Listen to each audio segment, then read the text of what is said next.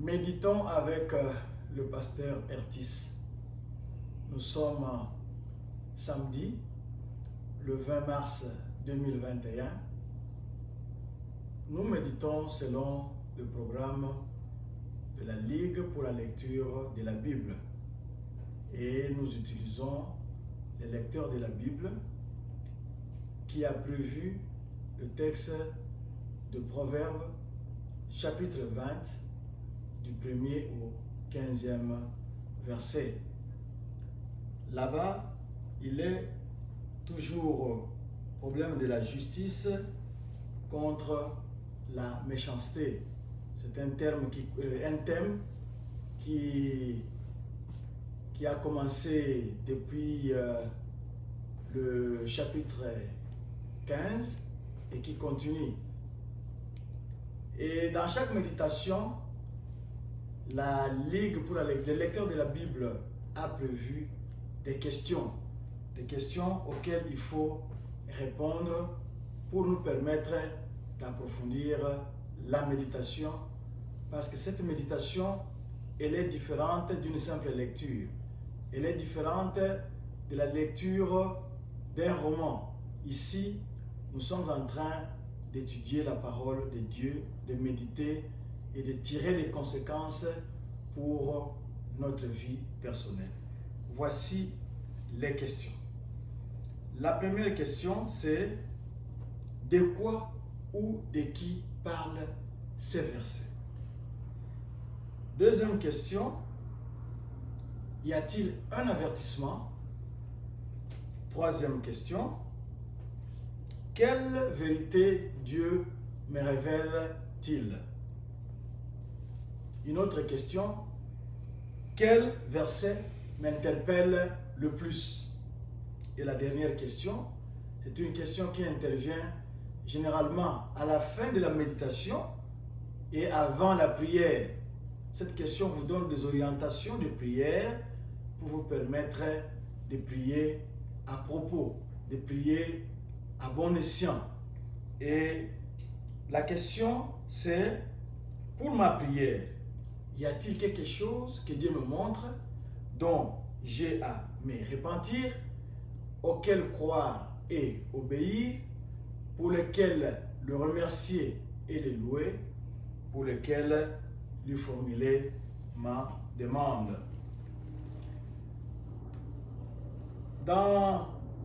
Nous sommes, notre adresse, si vous voulez nous retrouver, si vous voulez nous suivre, nous sommes dans église doxadeolubumbashi.com.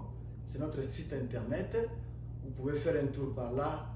Vous trouverez beaucoup de ressources pour votre vie chrétienne. Vous pouvez nous joindre aussi sur les réseaux sociaux tels que Twitter, YouTube ou Facebook. Comme je ne suis pas seul, je ne veux pas monopoliser la parole, et surtout que c'est le mois de la femme. Je suis avec ma compagne que certains connaissent, mais que d'autres ont écouté la voix il y a seulement quelques jours. Elle est à notre côté. C'est mon épouse, c'est Maman Solange. C'est elle qui va prier pour laisser ce temps entre les mains de Dieu. Bonjour Maman Solange. Bonjour. Prions. Seigneur, nous te disons merci pour ces moments de méditation. Nous voulons t'inviter à être avec nous. Parle-nous à ces moments au nom de Jésus. Amen.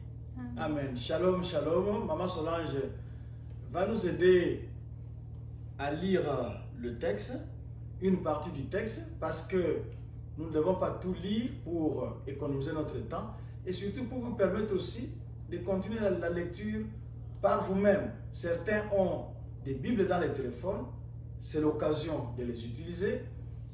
D'autres ont des Bibles comme celle qui est là et vous pouvez aussi les lire. Il ne faut pas que la Bible soit toujours propre, mais vous pouvez la consulter et c'est quand même une mine d'or, une mine de richesse. Écoutons la lecture avec Maman Solange. Aujourd'hui, nous sommes dans le livre des Proverbes, Proverbes chapitre 20, versets 1 à 10. Nous lisons au nom du Seigneur. Les vins est mon cœur, les boissons fortes sont stimuleuses, quiconque en fait excès n'est pas sage. Les terreurs s'inspirent les rois, et comme le rugissement d'un lion, celui qui l'irrite pêche contre lui-même. C'est une gloire pour l'homme de s'abstenir des querelles, mais tout insensé se livre à l'emportement. À cause du froid, le paresseux ne laboure pas. À la moisson, il voudrait récolter, mais il n'y a rien. Les desseins dans le cœur de l'homme sont des eaux profondes, mais l'homme intelligent sait y puiser. Beaucoup de gens proclament leur bonté, mais un homme fidèle, qui les trouvera? Les justes marchent dans son iniquité, plutôt, les justes marchent dans son intégrité, errer ses enfants après lui. Le roi assis sur le trône de la justice dissipe tout mal pour son regard. Qui dira, j'ai purifié mon cœur, je suis net de mon péché. Des sortes de poids, des sortes de fa sont l'un et l'autre en abomination à l'Éternel.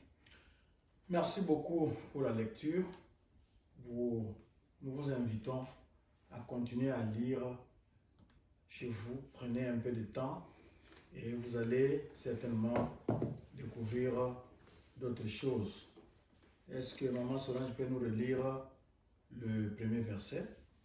Le premier verset dit, « Les vins est mon cœur, les boissons fortes sont stimuleuses, quiconque en fait excès n'est pas sage. » Vous savez que le vin ou l'alcool est présent dans la Bible et surtout dans l'Ancien Testament. Il y a beaucoup de places, et même jusque dans le Nouveau Testament. Nous avons vu à la fête des Cana, le premier miracle de Jésus, comme disent certains, comme argument, c'était le vin qu'il avait fabriqué. Nous disons que le vin ou l'alcool est très présent dans l'Ancien Testament.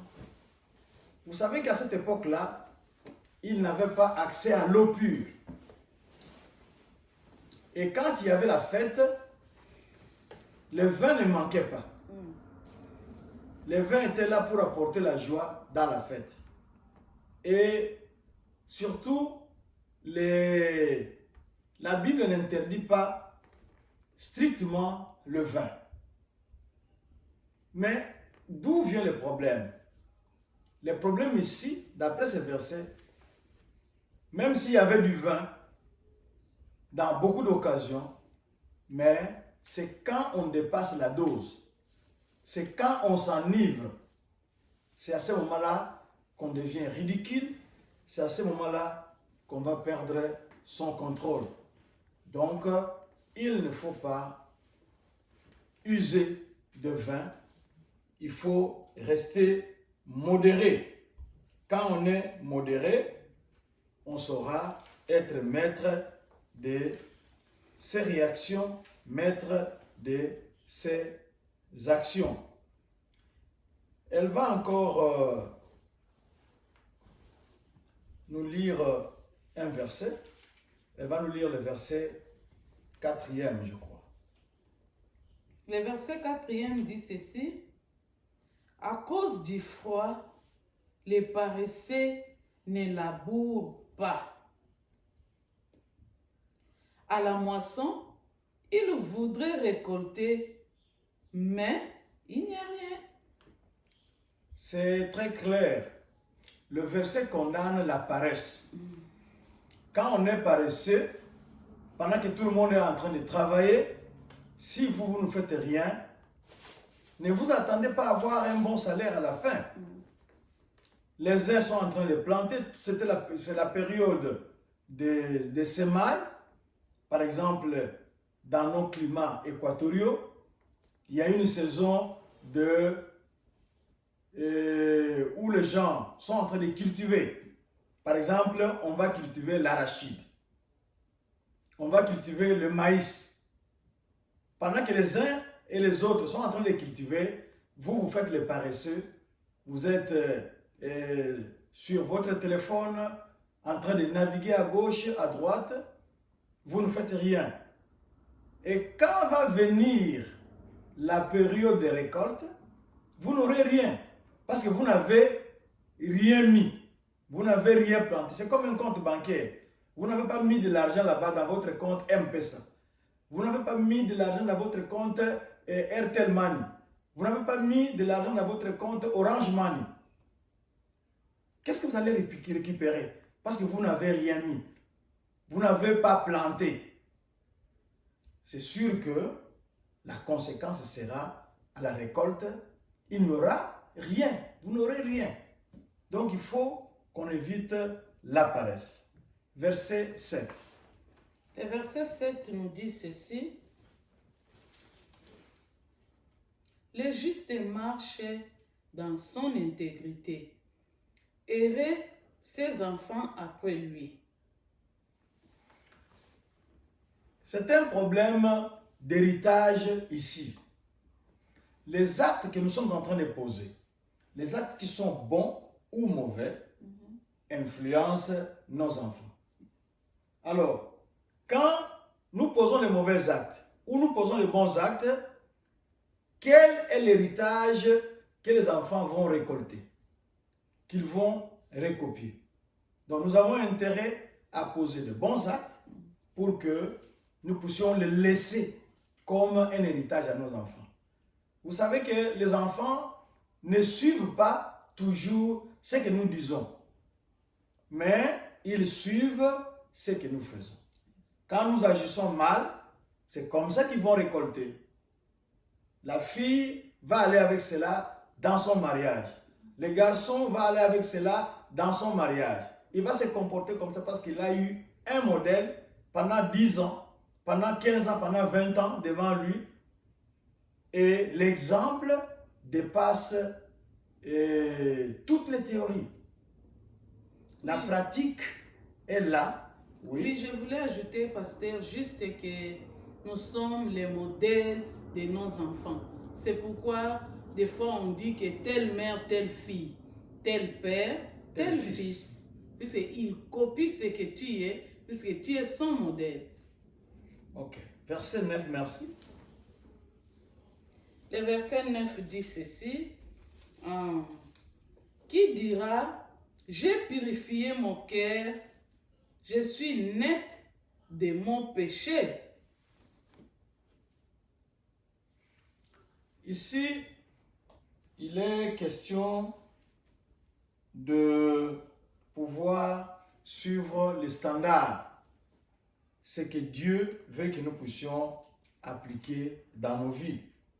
Si nous suivons ces standards-là, ça sera bien. Parce que la Bible nous dit, tous ont péché et sont privés de la gloire de Dieu. On a dit tous, mais Jésus-Christ n'est pas dans ces tous-là. Tout ça, c'est nous, l'humanité, nous avons péché et nous sommes privés de la gloire de Dieu. Mais il n'y a qu'un seul qui n'a pas péché, c'est Jésus-Christ.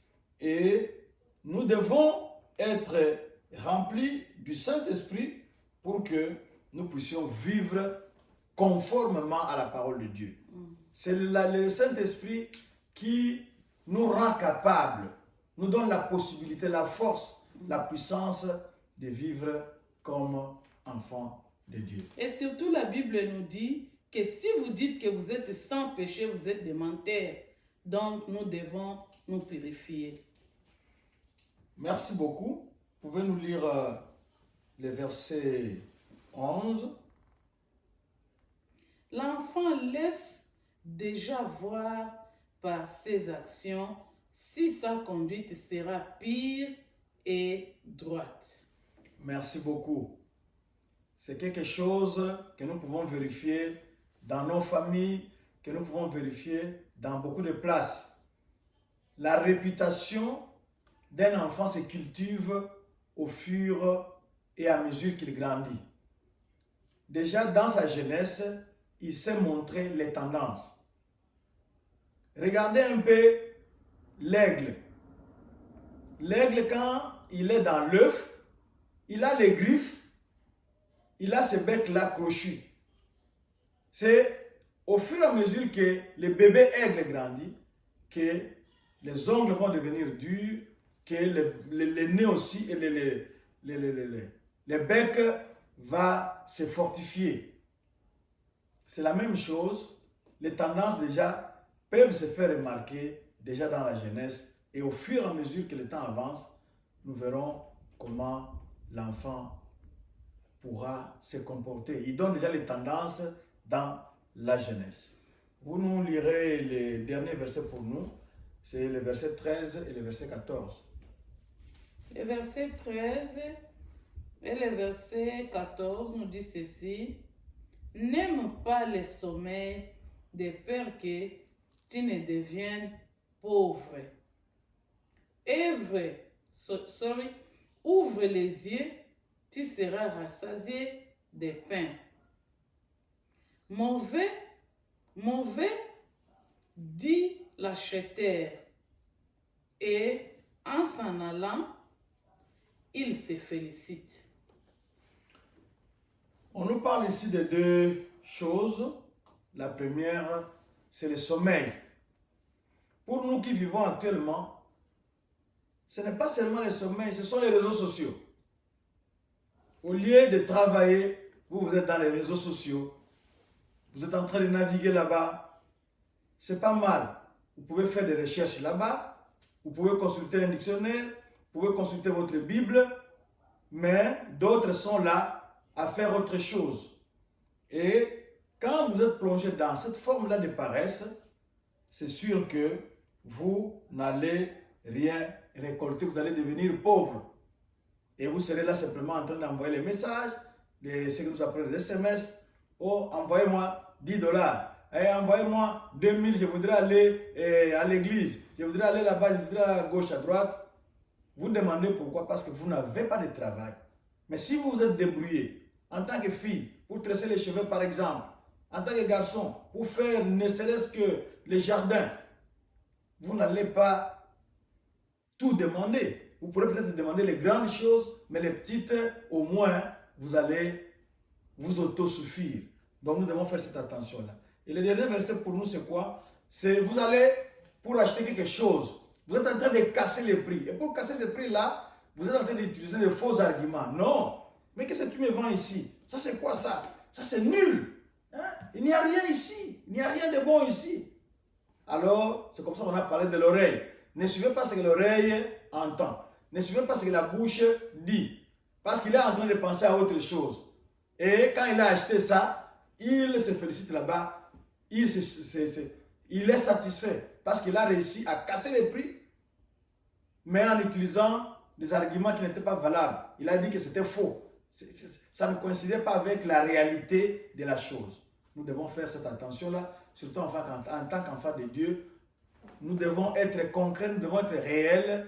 Quand nous voulons acheter quelque chose, nous devons l'acheter à sa juste valeur. Nous ne devons pas discuter pour discuter, mais nous devons reconnaître la valeur de la chose. Si c'est quelque chose de valeur, nous disons que c'est quelque chose de valeur, nous l'achetons à cette valeur-là.